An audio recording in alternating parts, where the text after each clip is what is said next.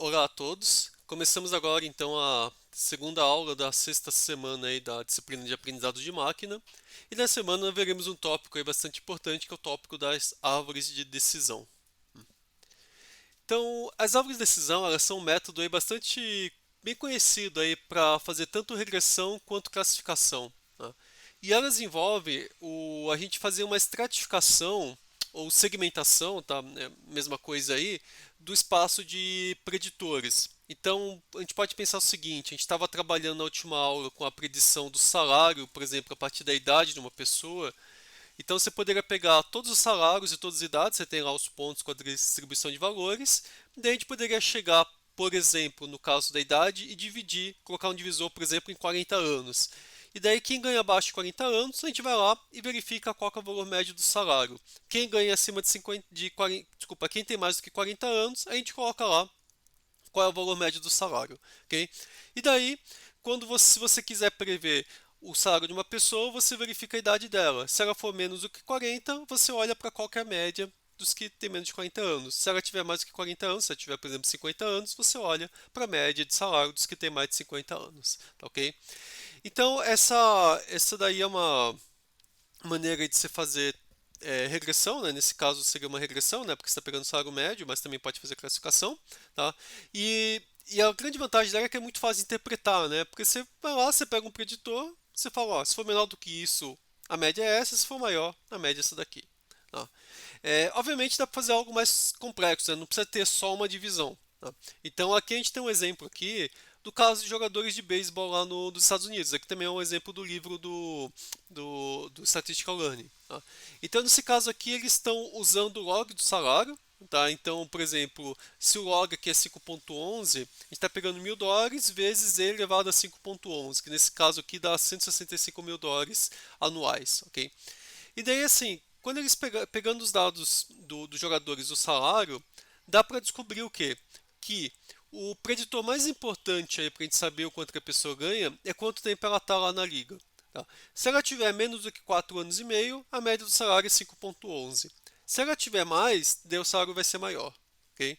Mas daí em seguida dá para fazer mais uma divisão, que tem a ver com o número de acertos aí que o jogador ele tem aí quando ele tá recebendo a bola, né? E daí nesse caso aqui, se ele tiver menos acertos, o salário é mais baixo, se ele tiver mais acertos, o salário é mais alto. Tá?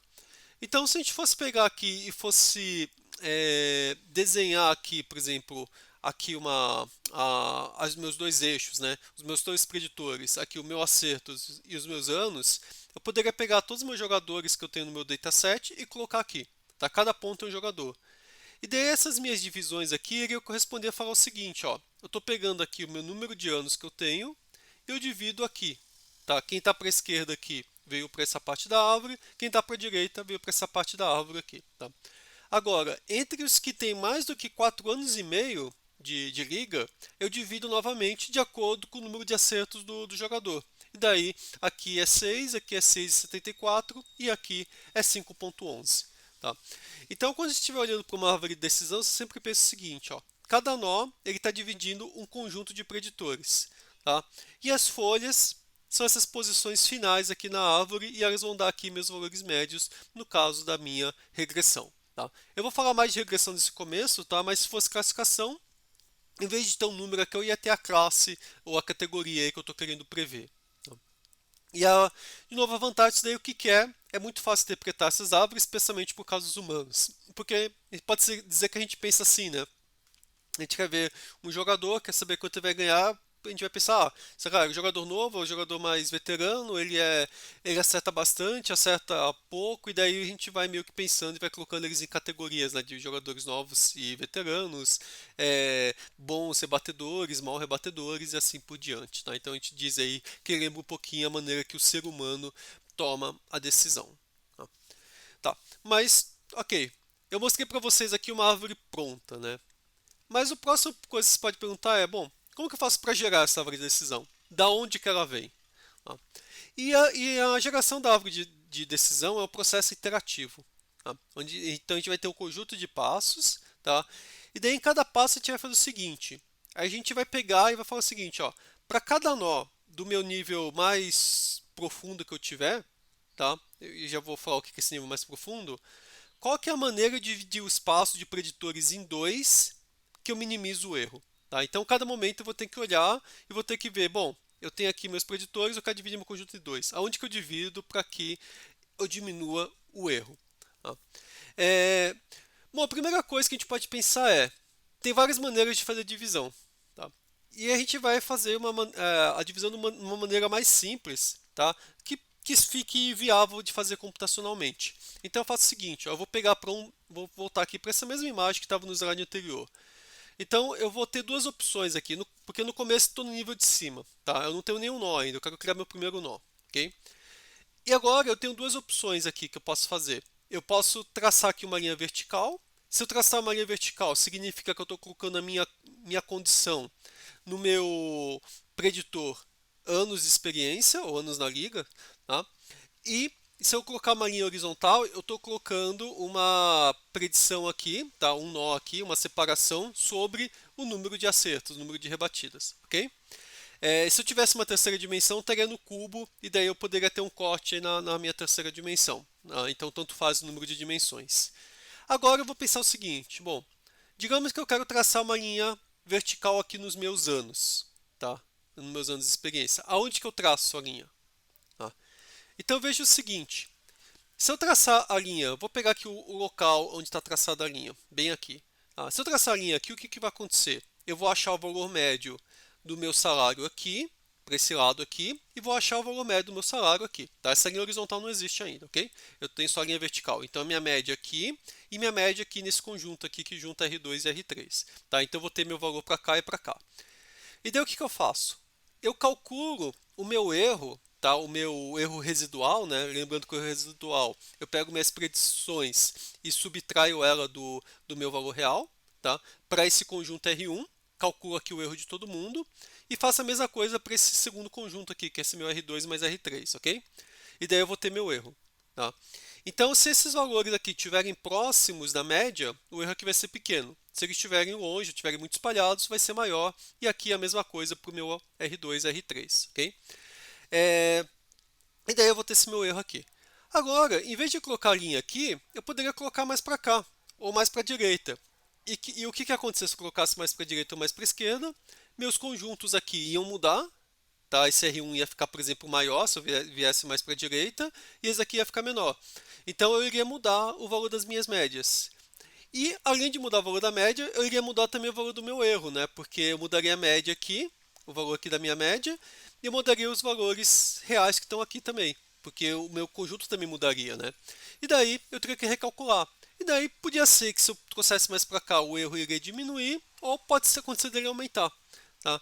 Então o que eu posso fazer? Para o caso dos meus anos de experiência, eu vejo aqui todas as posições possíveis onde eu posso colocar a minha reta vertical.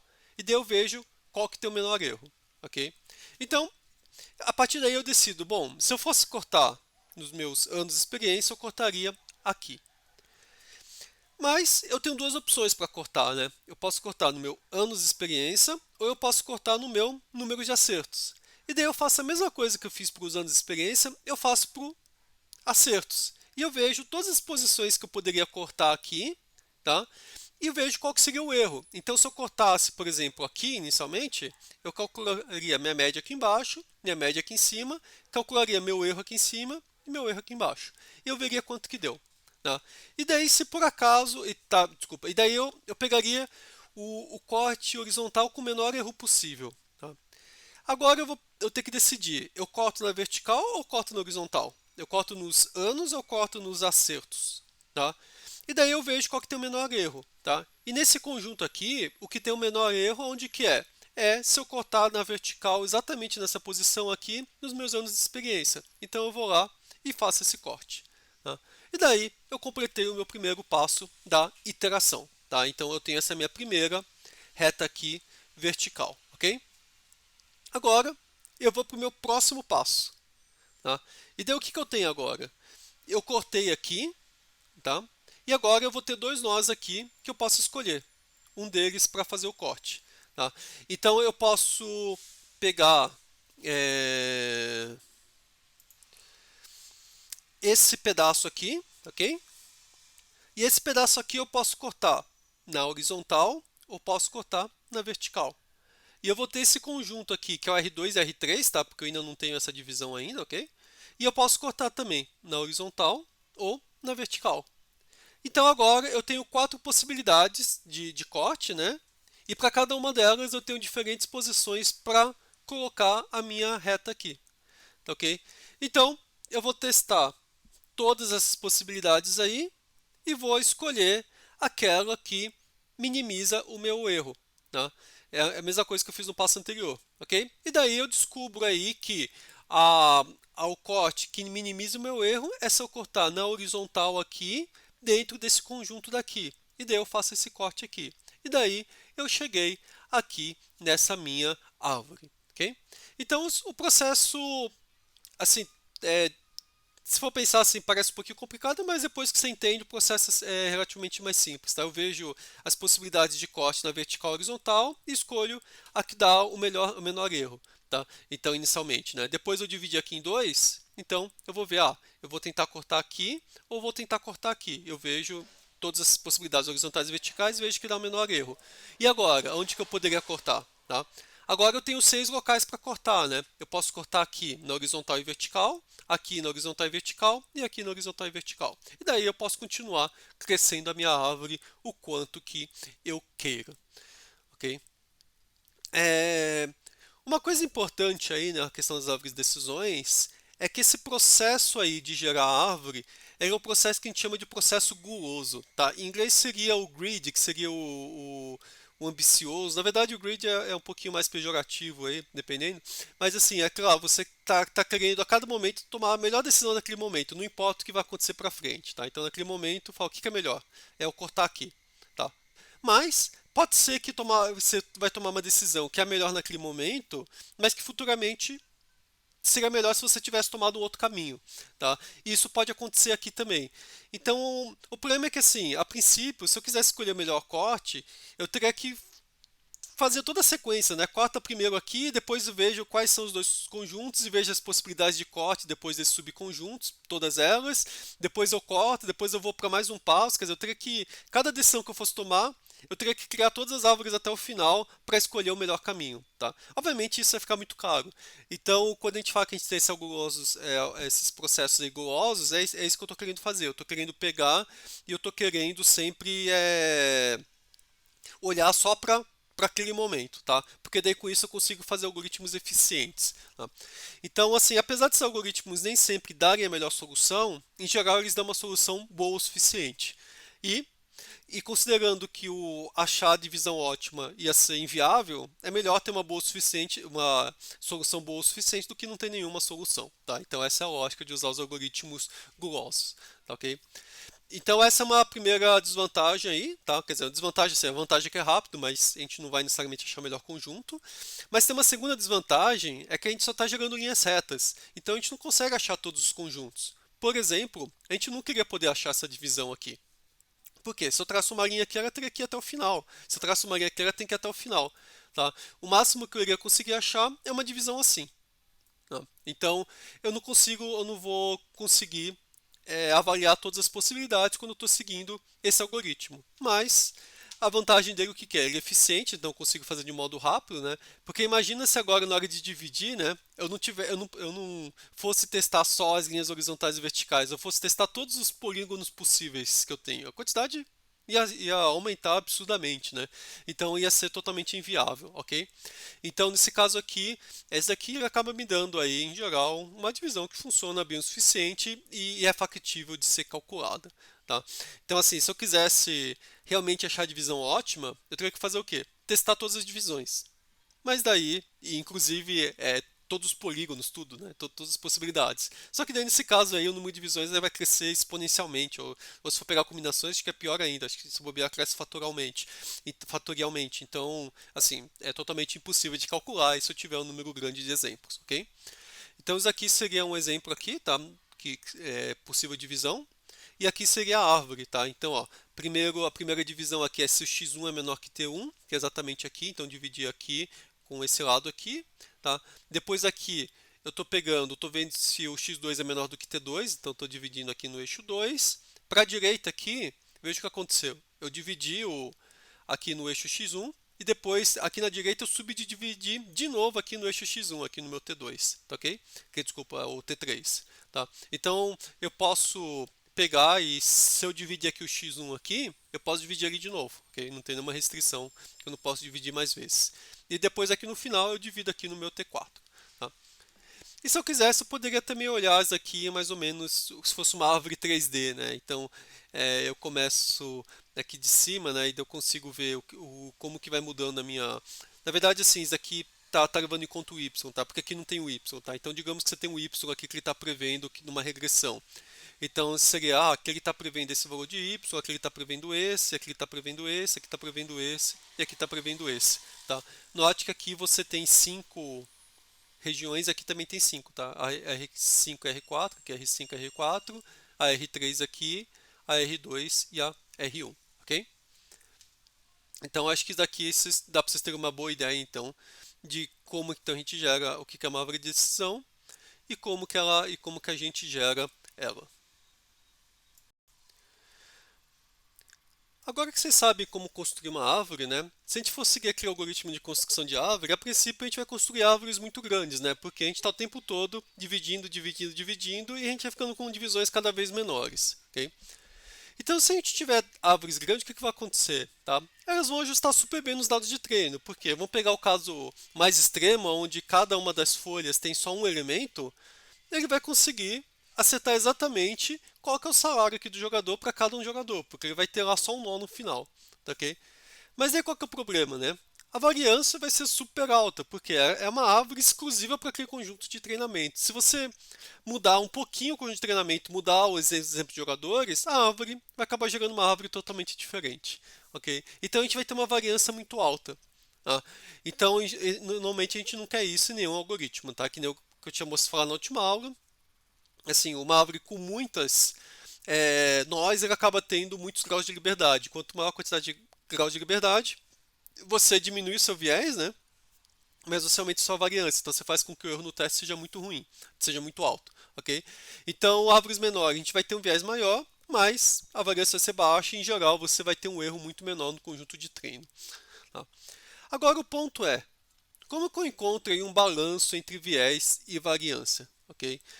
Então, isso pode ser capturado adicionando, por exemplo, um termo de penalização, muito parecido com o que a gente fez lá no caso do laço, né, da penalização L1 da regressão linear. Então, o que a gente faz aqui? A gente pega, aqui a gente tem o termo aqui, aonde a gente tem um erro, né, que a gente pega as predições aqui e compara aí com o valor real, ok? Só que daí agora a gente adiciona um termo que a gente chama de alfa vezes t, onde o t é o número de nós terminais aqui, o número de folhas. Tá? E daí o que acontece? Quer dizer, à medida que eu ponho mais folhas, esse meu erro diminui, mas esse termo aqui aumenta. Tá? Então o que a gente pode fazer é pensar, bom, será que a gente consegue achar um alfa aonde quer dizer, a gente consegue, desculpa, quando a gente determina o alfa, o que acontece? A gente vai ter que escolher, encontrar um número de nós, um número de folhas, para que eu minimize essa equação. Tá? Então, se eu tiver um número de folhas maiores, eu vou diminuir o erro, mas vai aumentar aqui. Agora, se eu tiver um número menores de folha, vai diminuir aqui e vai aumentar o erro. Quer dizer, então, eu acabo tendo que achar o número de folhas que equilibra essas duas contas aí. Tá? Então, é muito parecido lá com o caso do laço, né? Só que lá eu pegava o módulo da soma dos betas, né? Dos coeficientes. Aqui não. Aqui eu pego o módulo que seria o do meu número de folhas. Tá? E aí a gente, do mesmo modo que a gente está fazendo até agora, sempre que a gente está fazendo uma regularização, a gente pode pegar e utilizar a validação cruzada para escolher um alfa adequado, né? Porque senão você vai começar com alfa, que alfa que eu uso? Eu uso alfa 1, 10, 100, 0.1, eu não sei. Tá? Então o que a gente pode fazer é usar a validação cruzada. Então o que a gente faz? A gente pega aí, testa vários valores de alfa, tá? E daí para cada valor de alfa que eu for testar, eu faço o seguinte, eu uso validação cruzada. Então eu crio lá, por exemplo, 5 partições, e daí em cada partição eu construo uma árvore com os dados de treino daquela partição. Tá? Eu coloquei aqui também que cada nó terminal tem que ter um número mínimo de exemplos, tá? Porque a gente também pode colocar essa limitação. Eu falo, ó, cada nó terminal não pode ter só um exemplo, tá? Ele tem que ter no mínimo 2 ou 5 exemplos e você pode colocar o número mínimo lá, tá? Que isso aqui também é um parâmetro que você pode usar, tá? Quanto maior o valor aqui, é, menos profunda vai ser a árvore, tá ok? Mas voltando aqui, então para cada partição você vai pegar o conjunto de treinamento e criar uma árvore, tá ok? E uma árvore que vai até o final, né? Uma árvore inteira, mas com essa restrição aqui do número mínimo de exemplos.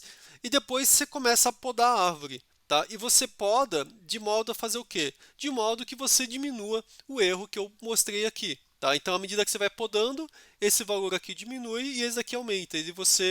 Então, você precisa achar um equilíbrio entre os dois valores que você vai minimizar esse erro. Ok?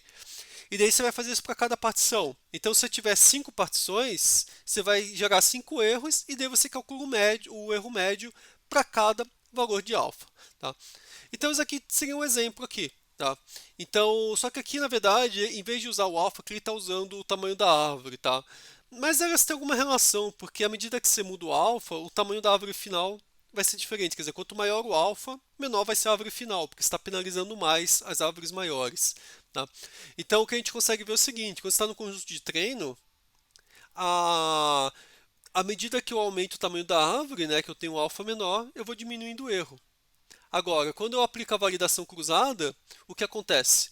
O erro ele começa a diminuir, chega no mínimo, depois começa a aumentar. Tá?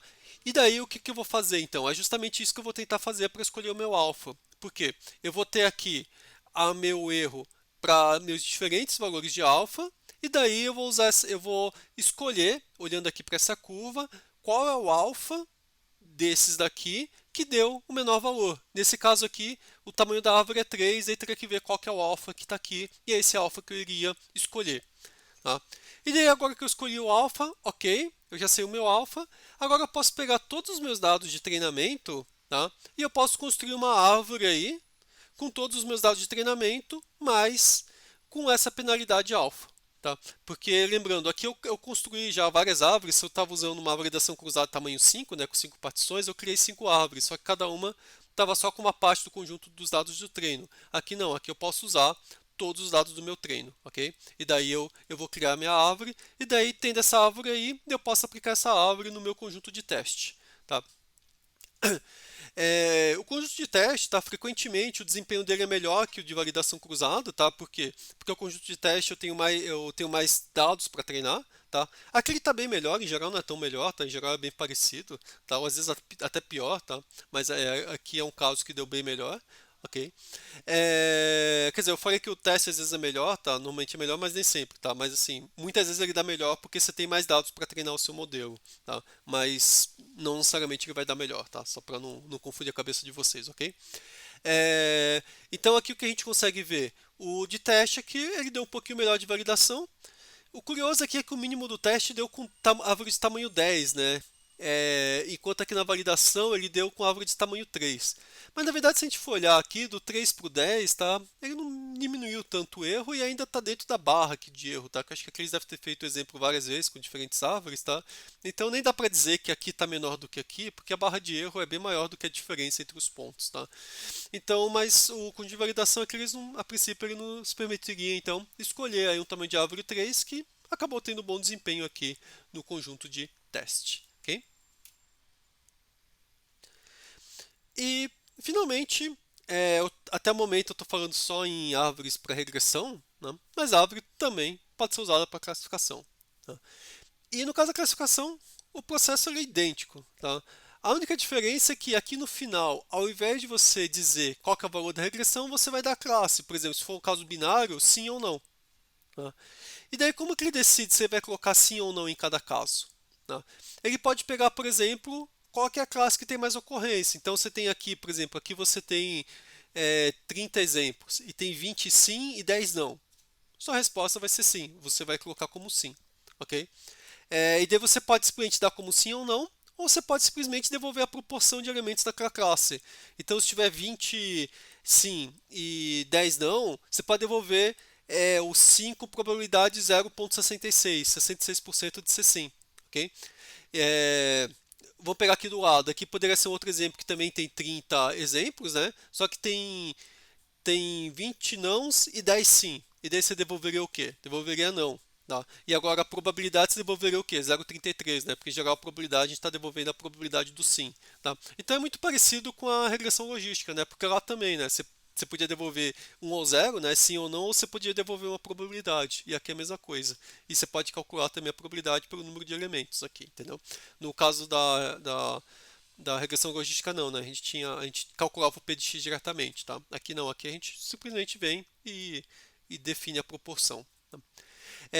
Outra diferença também é que agora com classe a gente não vai mais usar, não vai mais minimizar o erro residual, né? Porque aqui não faz sentido, tá? Então normalmente o que a gente minimiza aqui é o que a gente chama aqui de ou a entropia ou índice de Gini, tá? Eu vou falar primeiro do índice de Gini que é mais fácil, tá? Mas primeira coisa assim, esse meu PMK aqui vai ser a minha proporção de exemplos na classe K que estão na região M. Tá? Então, assim, se é um caso onde você quer ser sim, o que, que você quer? Né? Você quer que o P seja 1, quer dizer, 100% dos exemplos lá são 1.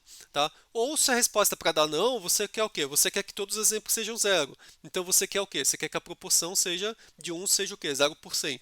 Tá? Então veja que é o seguinte, se aqui for esse valor aqui para uma dada região e uma dada classe for 1 ou for 0, é onde eu vou ter o menor valor aqui, né? Porque se for 1 aqui vai ficar 1 vezes 0, né? 1 menos 1. E se for 0 vai ficar 0 vezes 1. Tá? Então, o caso que eu minimizo é quando é 100% está na mesma classe. Agora, se eu tiver aqui, por exemplo, sei lá, 60%, daí vai dar um valor positivo. Vai dar o quê? 0, vamos pegar 0,5, vai 0,5 aqui vezes 0,5 aqui, né? Então vai ficar 0,25, então dá um valor positivo, entendeu? Então assim, quanto mais perto do 1 ou do 0 eu tiver, menor vai ser esse meu valor aqui. Tá? Outra medida que às vezes o pessoal usa é a entropia cruzada, tá? A entropia cruzada é muito parecida com o índice de Gini, tá? Porque aqui, por exemplo, se o meu P aqui for 1, vai dar 1 vezes log de 0, né? Que é 1. Desculpa, 1 vezes log de 1, que é 0, né? Então vai dar 0. Então eu estou aqui, eu tô dando um valor 0 aqui, tá? Agora, se eu for o valor 1, tá? Daí não é tão óbvio que isso daqui dá 0, porque, desculpa, se o P for 0, não é tão óbvio que aqui dá 0, porque isso aqui, o P aqui é 0, mas log de 0 ele vai para menos infinito. Mas se você fizer a conta aí do P vezes log de P, você vai ver que à medida que o P vai para 0, essa multiplicação aqui ela diminui, tá? Então, quando o P tende para 0, essa multiplicação também tende para 0, tá? Então, se vocês fizeram o cálculo lá, provavelmente talvez vocês tenham feito em algum momento um exercício parecido com esse, para achar o limite desse valor quando P vai para 0, ok? Então, mas esses dois aqui eles são equivalentes, ok? Aqui tem um negativo na frente, porque o log, quando o P, porque o P lembra, ele é entre 0 e 1, tá? Só que o log entre 0 e 1 ele é negativo, tá? Por isso que aqui acaba tendo um negativo aqui, tá? Porque daí quando você faz o menos com menos, ele dá um valor positivo e você quer minimizar esse valor positivo, tá? Por isso que tem esse menos aqui na frente, ok?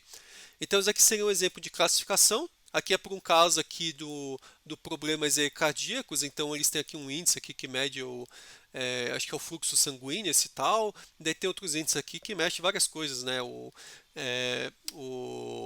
batimentos cardíacos máximos, se tem dor no peito, se tem idade, tem vários critérios aqui que ele vai pegando, ele vai dividindo aqui e ele usa para tomar uma decisão. Então, isso daqui é uma árvore grande, que provavelmente vai muito bem aí no conjunto de treino, mas talvez no teste não vá tão bem. E aqui é uma árvore um pouco menor. Tá? E do mesmo modo que no caso para regressão, eu posso ir lá e posso usar a validação cruzada para escolher qual que é o alfa que reduz o meu erro no conjunto de validação. Então, nesse exemplo aqui eu tenho o conjunto de treino, o conjunto de validação que está aqui em laranja e o conjunto de teste que está em verde. Tá? Então a gente vê aqui no conjunto de validação o valor que minimiza quem que é aqui. Talvez seja o 6, né? 6 nós aqui, né? Então eu posso escolher 6 nós. E daí quando a gente vai para o conjunto de treino, você vai ver que com 6 nós ele funciona bem no conjunto de treino. Tá? Talvez não seja o menor valor, mas é uma boa escolha de valores. A árvore de tamanho 6, ok? Isso aqui seria a árvore de tamanho 6 aqui. Tá? Então tem os 6 nós aqui no final, ok? Então, eu posso pegar, então eu consigo fazer essa escolha aí a partir desses meus dados aí do conjunto de validação. E finalmente, né, se a gente está falando de árvores, a gente quer saber, bom, e agora, né? Será que árvores é melhor que são melhores que modelos lineares? Quer dizer, quem que é melhor? Ok? Então, assim, se a gente for pegar o modelo linear, né, o que, que eu estou fazendo? Estou fazendo uma combinação linear aqui de preditores, tá? E daí eu gero a minha decisão, tá? Desculpa, eu gero aqui minha predição. Na árvore de decisão, eu estou fazendo algo um pouquinho diferente, né? Eu estou pegando, eu estou tentando verificar aqui se o meu x pertence a cada uma das classes. Então, isso aqui é uma função que é 1 se o x pertencer à classe e 0 caso contrário. E se ele pertencer à classe, ele multiplica por cm, que é o valor lá da folha, né? Da regressão para os elementos que estão naquela folha. Tá? Então eu faço isso para todos os conjuntos, ele só vai pertencer a um, então vai dar esse meu cm que vai ser a minha predição. Tá? Agora, qual que é melhor? Depende dos dados. Tá? Se eu tiver meus conjuntos de dados assim, ok? Onde eu tenho aqui o x1 e o x2, e o verde é uma classe e o amarelo é outra, regressão linear aqui perfeito, né? Porque a borda é exatamente linear. A regressão linear vai acertar 100% aqui, ok? Agora, para a árvore é terrível, porque a árvore não consegue traçar nada no diagonal. Então ela vai ter que ficar fazendo esse monte de conjuntinho aqui. Quer dizer, ela vai acertar em vários, mas vai ter vários locais aqui onde ela vai acabar errando, né? Ela vai errar aqui nesse verde essa parte, vai errar o amarelo nessa parte, vai errar aqui. Tá? Em todos esses trechinhos aqui ele vai acabar errando, tá? Porque se for pegar, por exemplo, esse conjunto aqui, ele vai dizer que é amarelo, porque a maioria é amarelo. Então ele vai errar aqui. Nesse conjunto aqui ele vai dizer que é verde, ele vai errar aqui, ok? Então, nesse caso, claramente o modelo linear é melhor. Agora, nesse caso aqui já não, né? O modelo linear já não funciona, eu não consigo traçar aqui uma divisão linear. Então, o que é melhor aqui? A árvore vai funcionar perfeitamente. Tá? E mesmo que na árvore eu falo, eu tenho que traçar uma linha até o final, tudo bem, porque eu traço uma linha aqui até o final aqui, depois divido aqui de novo, e agora eu vou acertar 100% dos casos. Ok? Então, qual que é o melhor modelo? Tudo vai depender da situação. Tá? Então, assim, as árvores, a grande vantagem das árvores, que para mim de longe é a grande vantagem, é que elas são super fáceis de interpretar. Tá? Então você fala, se esse valor for menor do que isso, eu venho para cá. Se for maior, eu venho para cá. Tá? Inclusive na área médica, essa árvore é uma coisa muito popular por causa disso, né? Fica muito claro aí como tomar decisão. Tá com esse sintoma, vem para cá. Tá com esse sintoma, vem para cá. A pressão está acima de tanto, vem para cá. Tá abaixo, vem para cá. Tá? Daí você consegue ter uma lista de decisões para você chegar aí no diagnóstico do paciente, ok? Então isso fala que é muito parecido com o modo que a gente toma decisão. Tá? Outra coisa funciona bem com variáveis também qualitativas, né? Digamos, sei lá, falar a cor é verde, amarelo ou laranja. Daí você fala, se for vermelho vem para cá, se for laranja ou amarelo vem para cá, por exemplo. Tá? Então essas variáveis aí que não são numéricas ou qualitativas funcionam super bem. Tá? Mas ela tem alguns problemas, tá? Assim, um problema que é importante é que elas tendem a ter uma variância muito alta. Por quê, né? Porque cada corte que eu vou fazer, eu tenho que olhar lá de todas as possibilidades de divisão onde que eu corto. Tá? E às vezes, deixa eu voltar aqui só um pouquinho. Por exemplo, aqui a minha primeira decisão foi cortar aqui. Tá? Mas pode ser que se eu mudasse um pouquinho os dados, o meu melhor corte seria não na idade, ele seria no número de acertos. Eu cortasse aqui primeiro. O que ia acontecer? Minha árvore ia ficar completamente diferente, porque aqui no topo, ao invés de começar olhando os anos de experiência, ele ia começar olhando o número de acertos. Minha árvore ia mudar totalmente. Tá? Então esse é um problema aqui com as árvores, tá? Elas têm uma variância bem grande aí, dependendo dos dados. Tá? E o desempenho em geral, ele tem uma certa limitação de desempenho, né? Assim, nesse problema simples, aqui ele já não funciona bem. Tá? E a gente vai ver que tem modelos que são muito melhores do que as árvores. Tá? Mas por outro lado, assim, as árvores eu falei de uma vantagem importante, né, que era super fácil de interpretar, tá? Mas ela tem uma segunda vantagem que agora não está muito claro, mas na semana que vem eu vou falar mais, é que as árvores elas servem de base para alguns dos modelos que são os mais poderosos que a gente conhece, mais flexíveis, que são os modelos que a gente usa conjuntos de árvores. Tá? Então tem os modelos que a gente chama de florestas aleatórias, Random Forest, e tem os outros que eles usam uma técnica que a gente chama de boosting, tá? Que eu vou explicar melhor para vocês semana que vem. E esses métodos, em geral, eles têm um desempenho excelente para quase qualquer conjunto de dados, e hoje em dia são os métodos padrões que são usados. Tá? E esses métodos eles são baseados em árvore. Tá? Então por isso que é super importante vocês entenderem bem como funciona para cada árvore, para depois, quando vocês forem trabalhar com esses modelos aí que usam conjuntos de árvores, vocês poderem entender melhor esses modelos, tá ok? Então agora o que a gente vai fazer? A gente vai fazer um exemplo no Scikit, tá? Agora a gente volta para o Scikit, porque o Scikit ele tem um bom suporte para árvores, ele tem uma classe lá, o Tree Regresso, e tem o Tree também Classifier, que são muito bons, tá?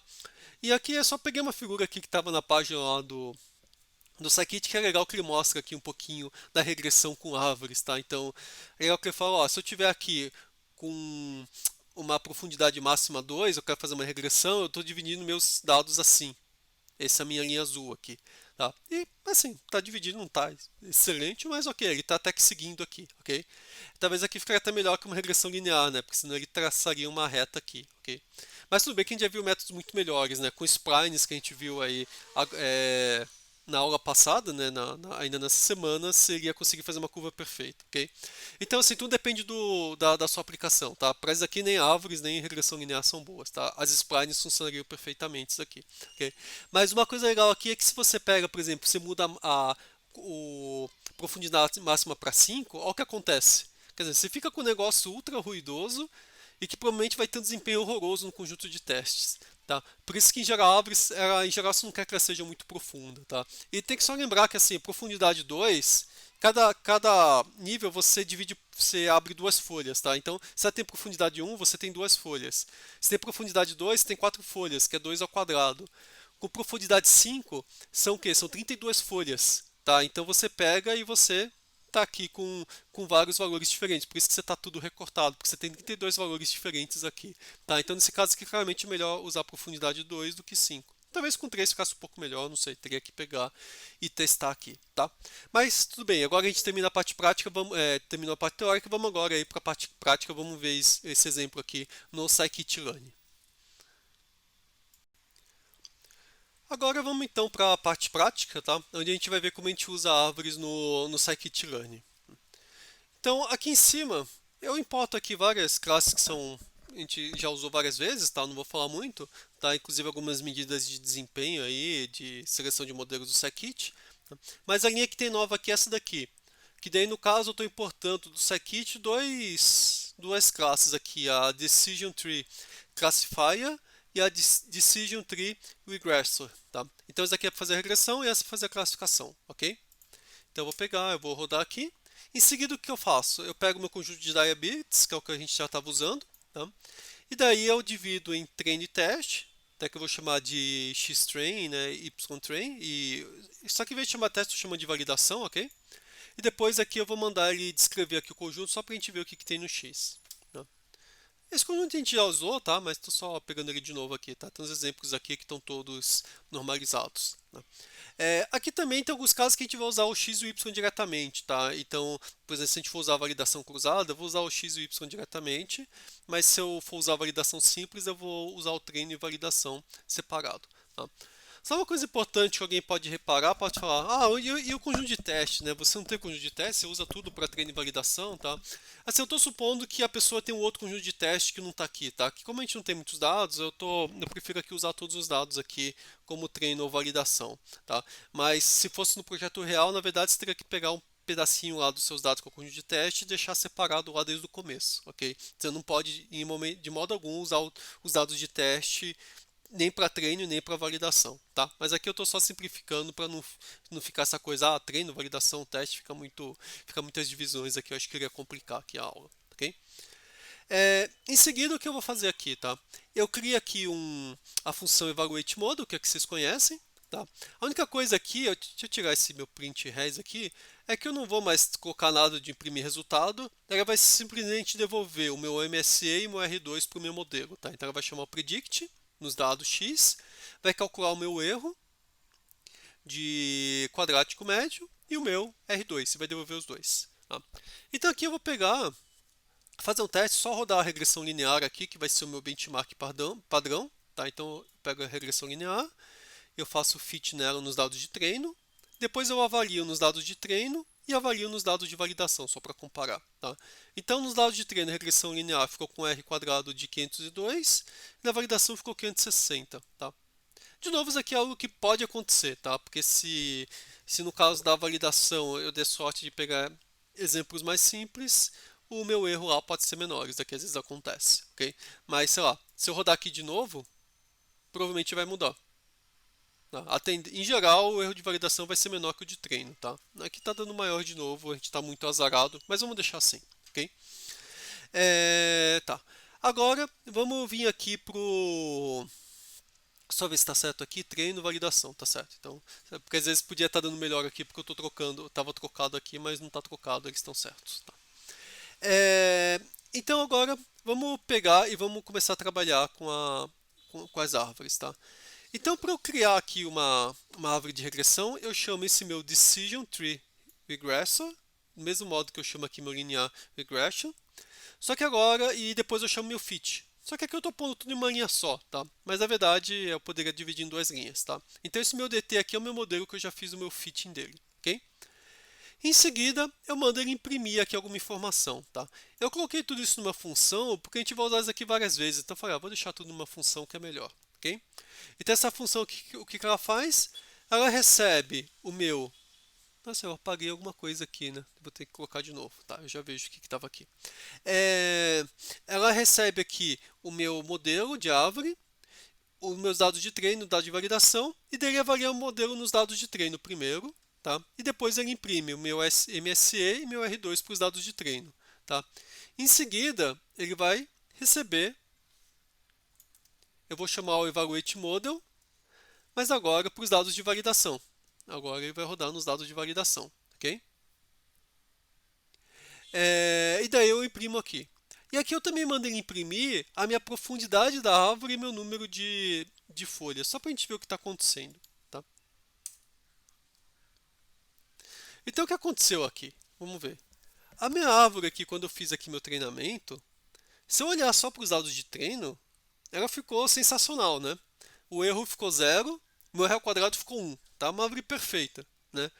Só que o que aconteceu? Ele fez um ajuste perfeito para os dados de treino. Daí quando eu vou para os dados de validação, o que acontece? O resultado ficou horrível.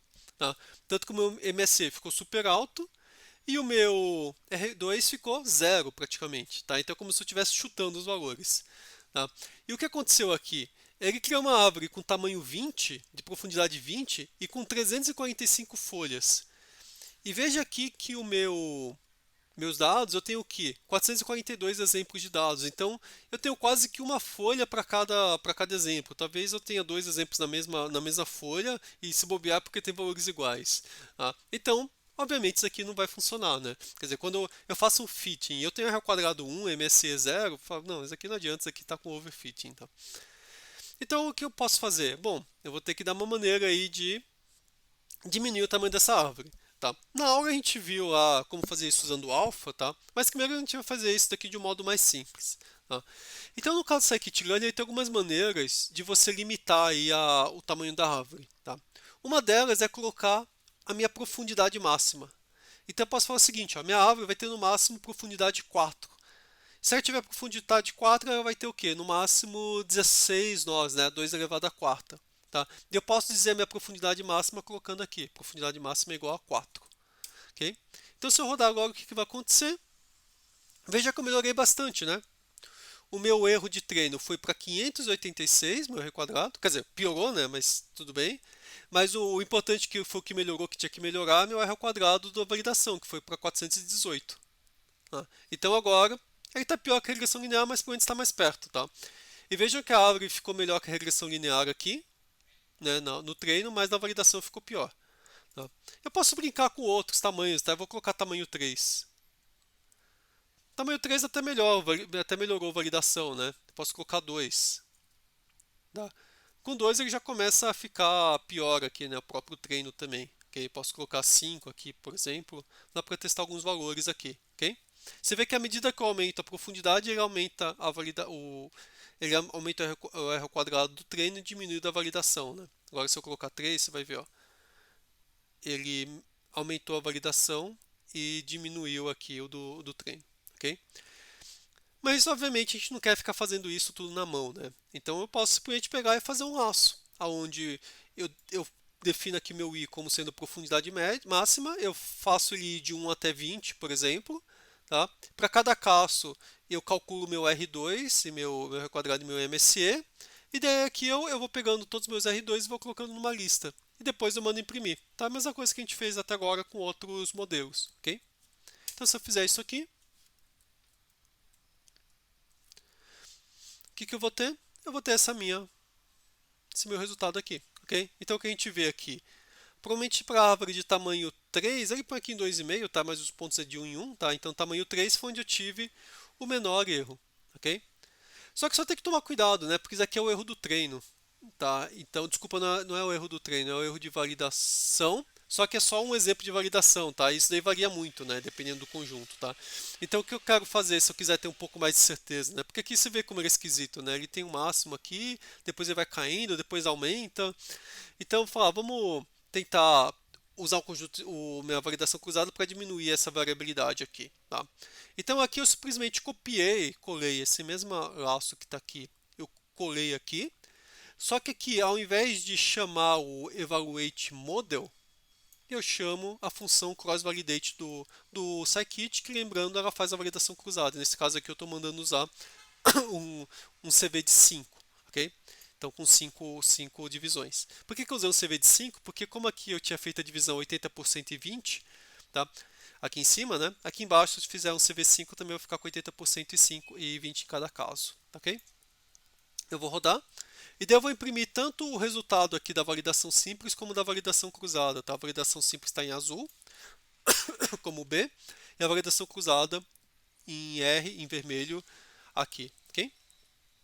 Então o que a gente vê no final, se a validação cruzada ficou menor do que a validação simples, tá? Mas isso é simplesmente porque para aquele conjunto, né? Você lembra que até comentei aqui na pré-regressão simples eu peguei o conjunto de validação simples, fácil, né? Porque o erro ficou menor na validação do que no treino, na regressão linear, tá? Então, provavelmente por isso que ele está aqui em cima, mas se eu pegar um outro conjunto de validação, provavelmente essa curva azul ela cai aqui para baixo, tá? Ou vai ficar parecida. Mas você vê que essa curva aqui ela é um pouquinho menos variada do que variável do que essa daqui, tá? Mas o principal é, deixa eu pegar um outro conjunto de validação e teste, só para vocês verem o que vai acontecer. Vou gerar um outro conjunto de validação e teste, tá? Porque aqui, como eu não coloquei o random state, cada vez que eu rodo ele vai gerar um conjunto diferente, tá? De treino e validação. Agora a curva azul estava aqui em cima, vamos ver o que vai acontecer. Continua em cima, pô, ele tá jogando contra mim, vamos de novo.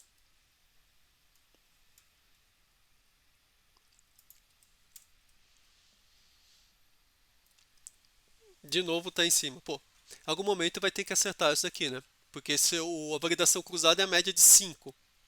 Ok?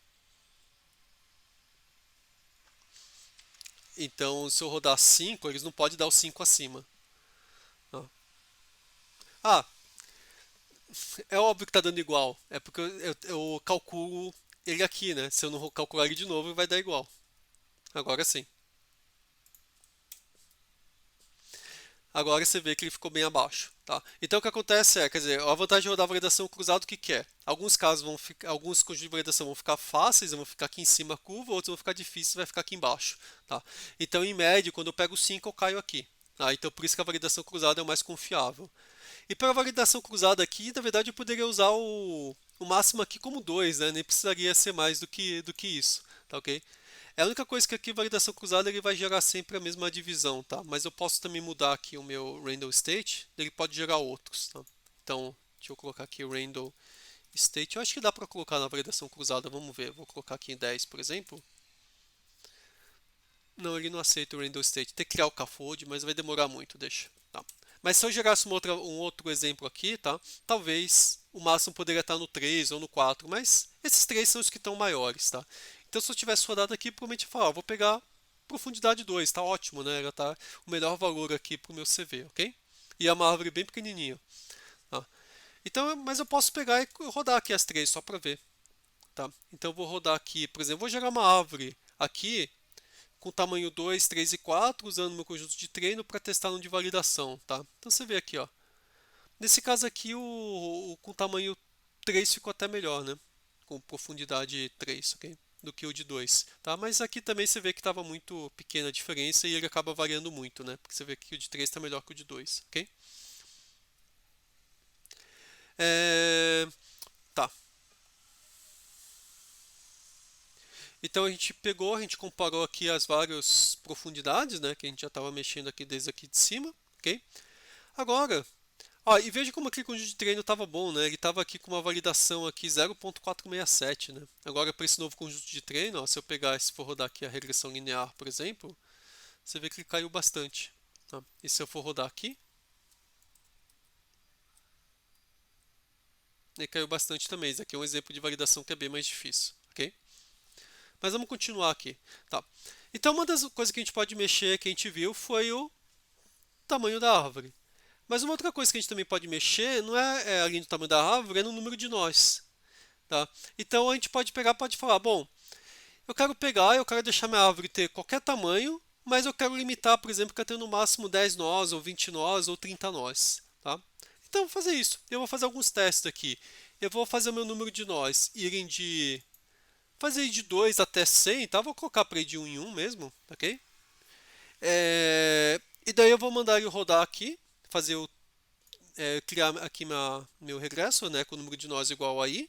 Tá? Eu vou mandar rodar minha validação cruzada e vou mandar gerar o gráfico aqui para ver. Tá?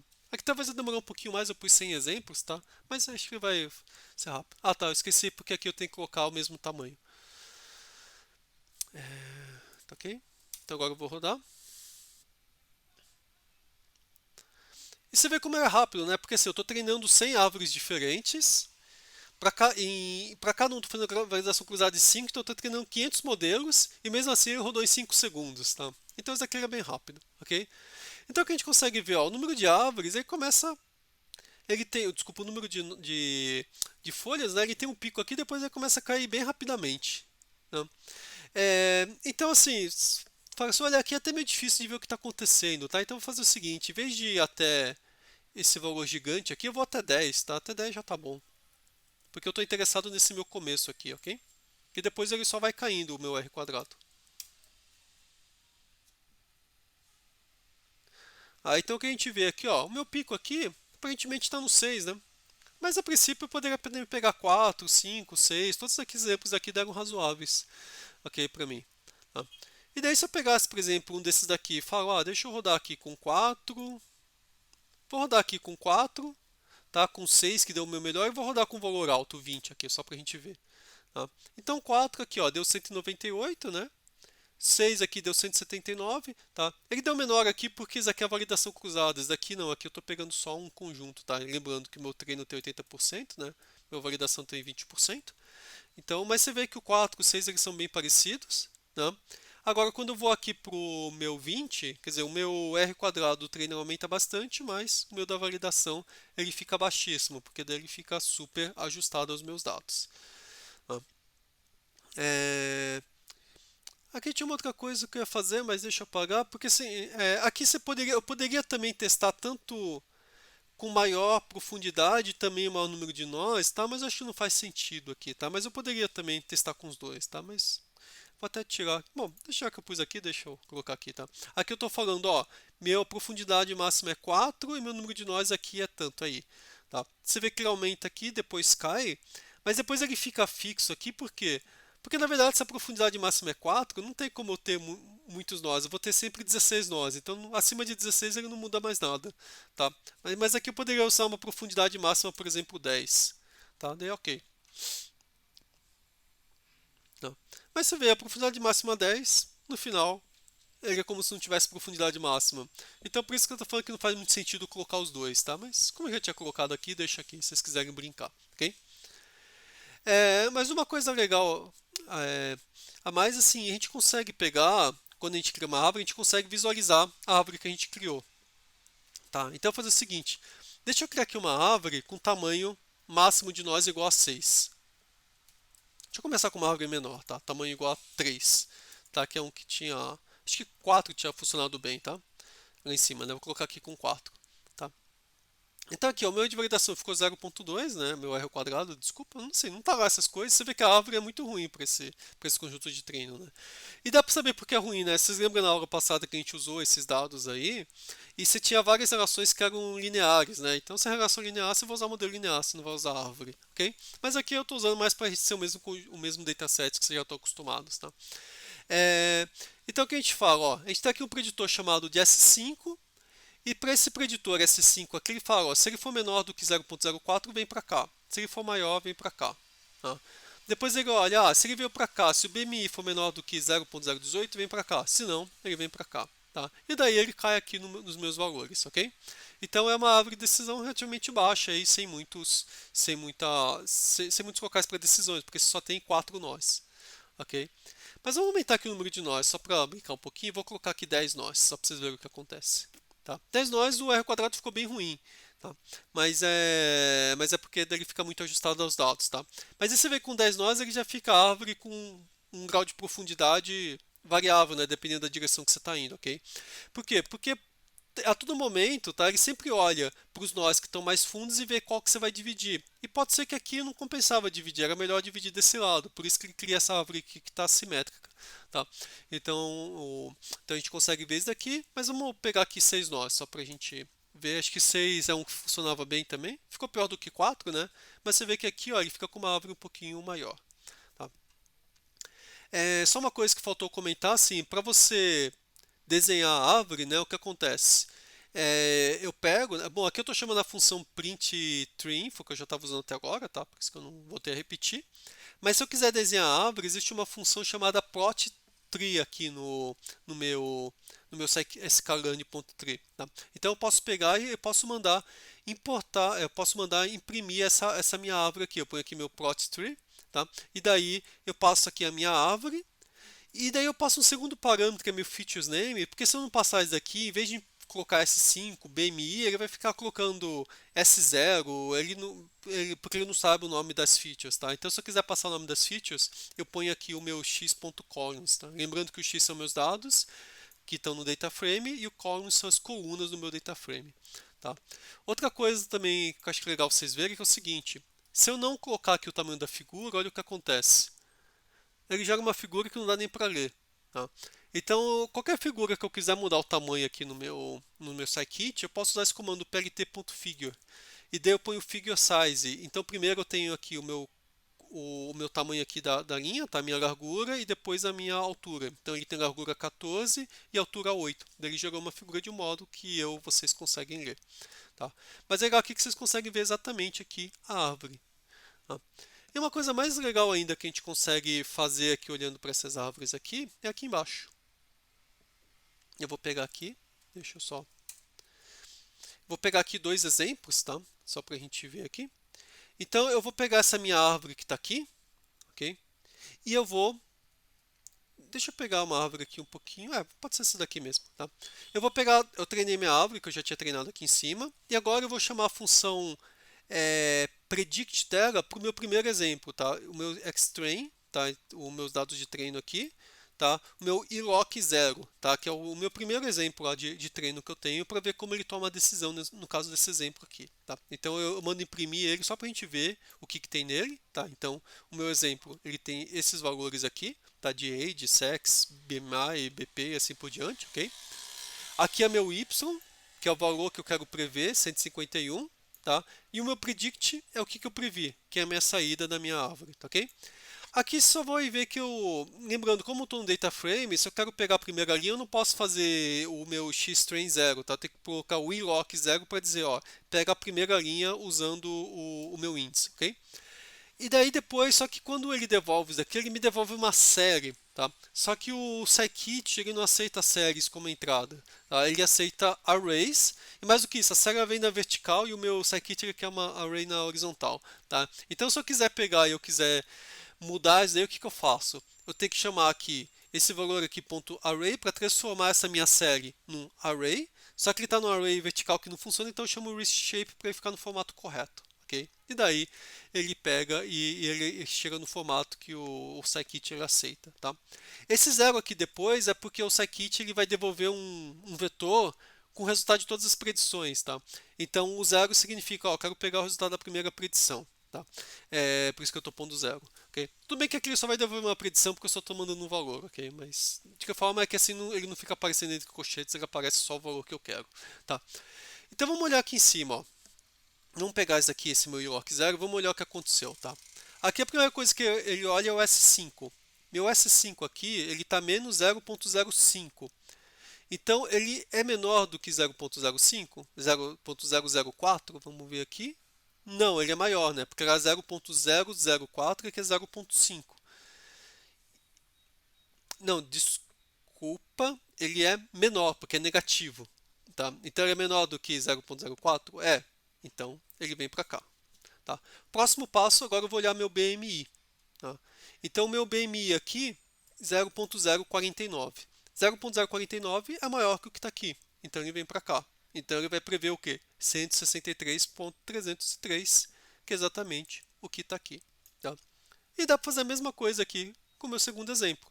Tá? Então eu vou olhar aqui meu S5 aqui, ele deu 0.035, então ele vem para a direita. Agora eu vou olhar meu BMI aqui 0.014, ele é 0.014 é menor do que isso aqui, ele vem para cá, então ele vai prever o quê? 212.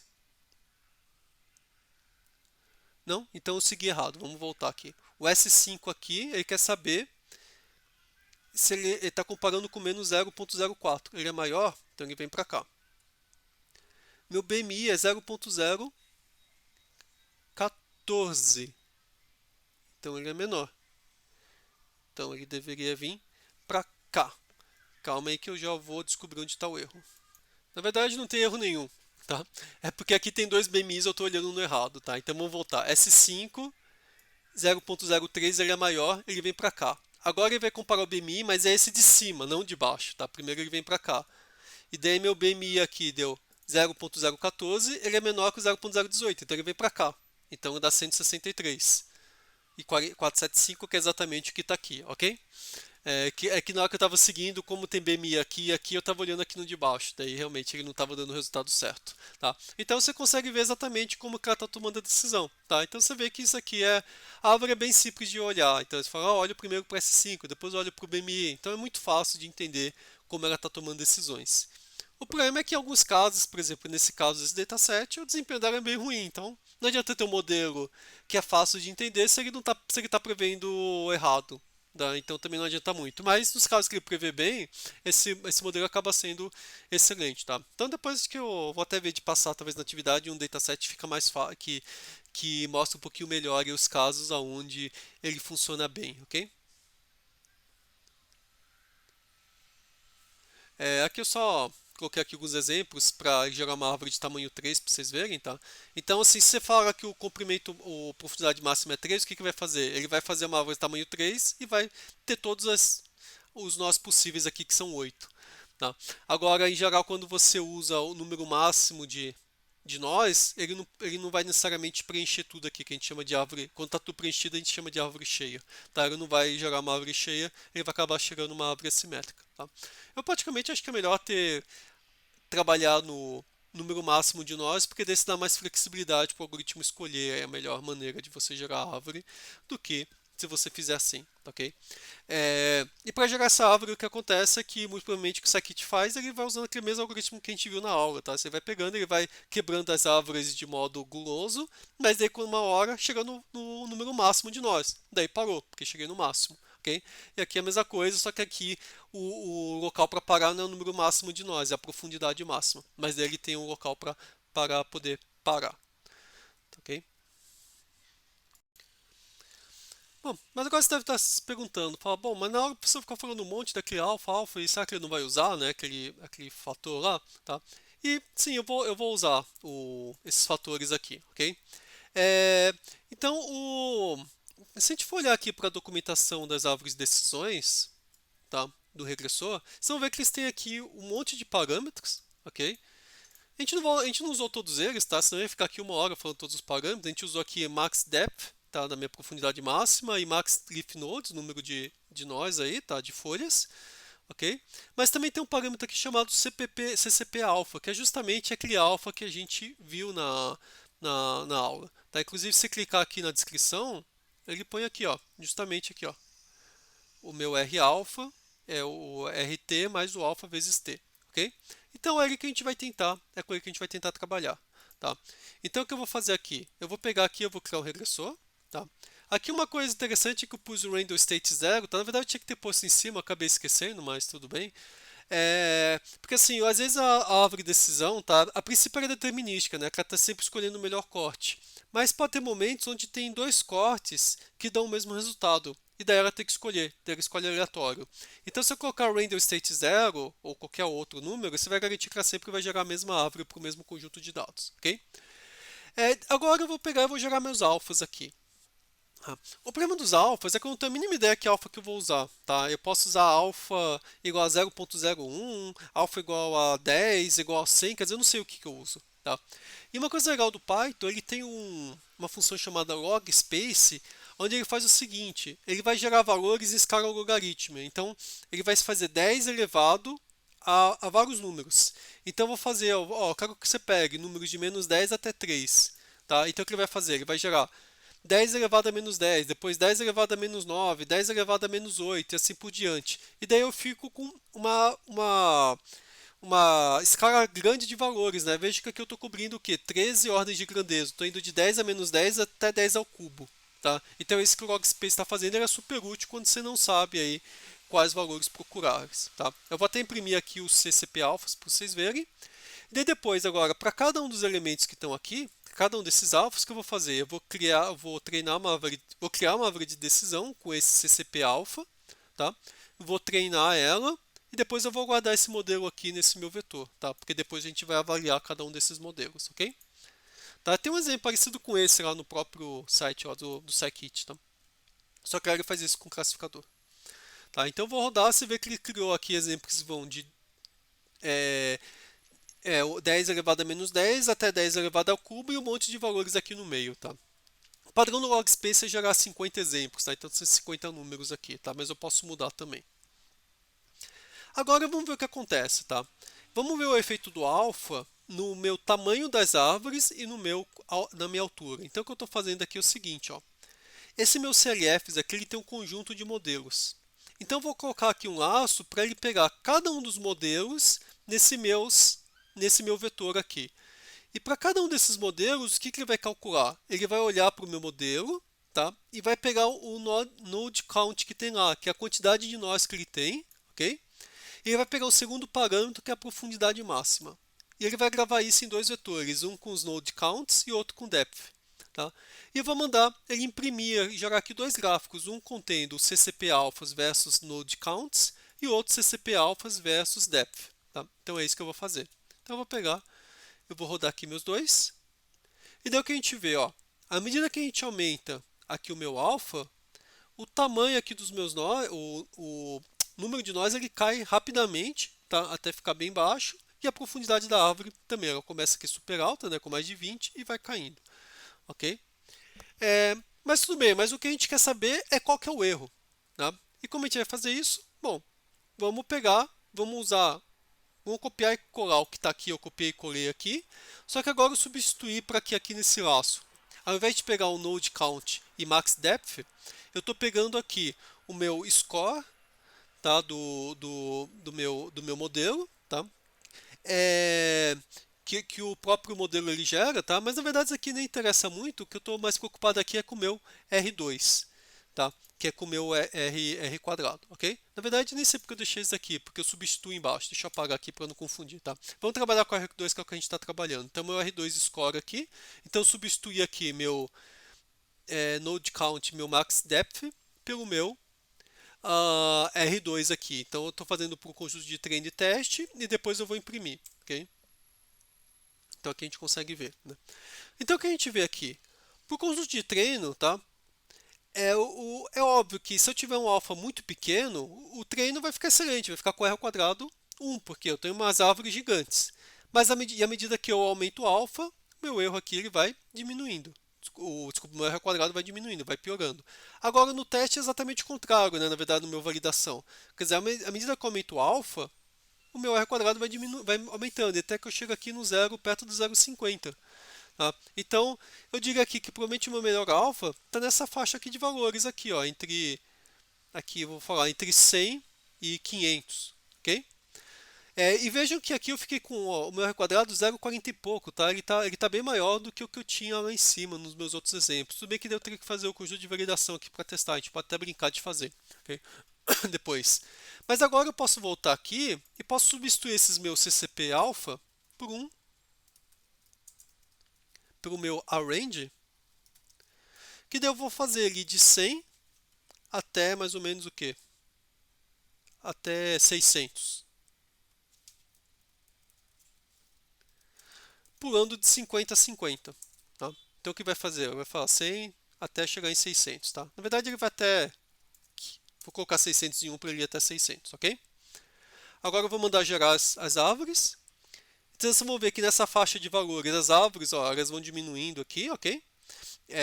o número de nós, eles vão ficar o quê? Na faixa de 5 aqui mais ou menos, né? 6 por aí. Que é mais ou menos o que a gente estava encontrando, né? Quando a gente estava trabalhando lá no começo aqui da aula.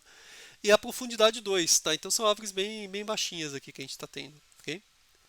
E daí quando eu for pegar, eu vou rodar aqui, nessa faixa de valores, eu vejo aqui, ó, meu máximo está realmente nessa faixa aqui, de 100 até 300, é onde está meu máximo da validação.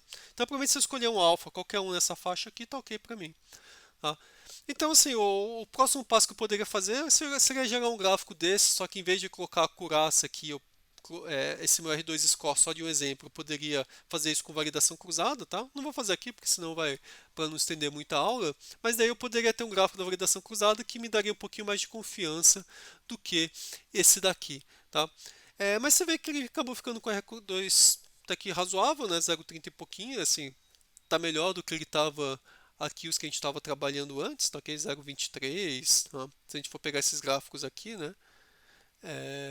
Tá mais ou menos na mesma ordem no final, né? Ele acabou dando algo parecido, 0,30 e pouco, tá? Porque no final, assim, são duas maneiras de fazer, né? Então esse alfa aqui, o que que você faz? Você constrói a árvore inteira e vai diminuindo ela, tá? Até chegar num valor ótimo aqui. E daí você escolhe o valor ótimo. Você pode. Aqui eu não usei a validação cruzada, mas a maneira correta seria usando a validação cruzada.